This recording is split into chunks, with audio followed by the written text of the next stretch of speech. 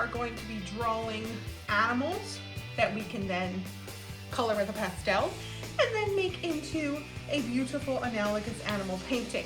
So I had a bunch of inspiration photos for you to choose from. I printed one, but you are more than welcome to look at the computer screen when you are doing this. But the main thing that you are looking for are the shapes in that animal so that you can recreate it. If I were doing something like this panda, I'd be looking at how the main shape of its head is a circle. The ears are like kind of ovals. You can see the shape of the eyes, the nose, finding the lines in the face. And if you follow those lines, you will draw something that looks very similar.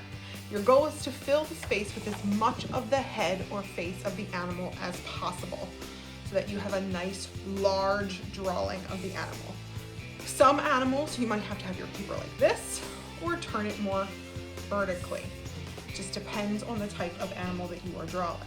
So if I were going to start with this panda, I would want to make that circle as large as I can make it. So I'm going to try to hold the photo where you can still kind of see what I'm doing. So I'm going to start really lightly with my pencil to sketch out the shape of the animal's face first. And then once I am sure of my lines, I will go over them and push a little bit harder. So you want to make sure that you're kind of doing a little bit lighter for now. And my ears might be so large that part of it goes off the page, and that is okay. So I'm going to have this part of the ear be black on this side, and you can see how it's going to go off the page again over on this side. If I keep the bottom of the white here, I can see there's like a little loop that comes down at the bottom for his chin. So I would erase the line that goes through there like that. And above that, we have our mouth, which again is kind of draped open a little bit. But there's like this heart shape that comes up and around and out to the side, comes up and around and out to the side. So I'm going to make that kind of heart shape come up. And above that heart shape in the point, I have this wide angle triangle that curves up a little bit and starts to become that nose. It's not a perfect triangle, so I'm going to use my drawing skills to adapt it. And I see these little ovals that are slanted sideways for the nose. And then as I'm looking, the sides of that heart shape kind of blend in with the side of the muzzle of the bear. So I'm just going to keep those lines a little bit, and then they come up and go into those ovally shapes around the eyes. So they kind of curve out, and then you can see it kind of curve back in. This one kind of curves up and curves back in with these tiny circles inside. And that, once I fix my lines, looks a lot like the panda that I was supposed to be drawing, using very simple shapes. So I can go back and fix my line work. And then I have to decide, what am I going to be coloring with the pastel? So on the panda bear, for example, remember you can choose white or black with your pastel. I think it makes more sense, since there's less black, for me to color the black parts and leave the white parts so I can make that the colorful part of the animal. I also just noticed I forgot to draw his little shoulders. So I can separate where his shoulder comes down a little bit from his body, so I can see that. If I'm drawing a more complicated animal, let's say I wanted to do something like the giraffe's head, I'm still breaking it up into simple shapes and trying my best to fill as much of the space as possible with his head. So I'm going to start with this mouth piece that's down here. It kind of looks curved.